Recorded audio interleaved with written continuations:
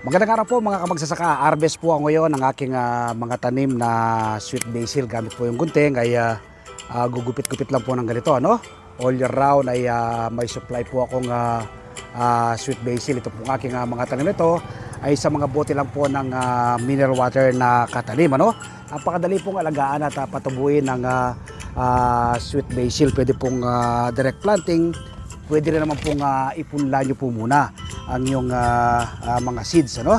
So ito, marami na po akong na-harvest. Sobra-sobra na po ito sa aming pangangailangan. Minsan po nag-a-announce nga po ako sa aming FB group. Ano? Kung sino po yung gustong sweet basil, pumunta lang po dito sa amin. Gupit lang po ng mga daon dito sa aking mga tanim na sweet basil sa mga bote po ng mineral water. Nawa po sa mga susunod na araw, linggo at buwan, ay may tanim po kayo ng sweet basil. Salamat po!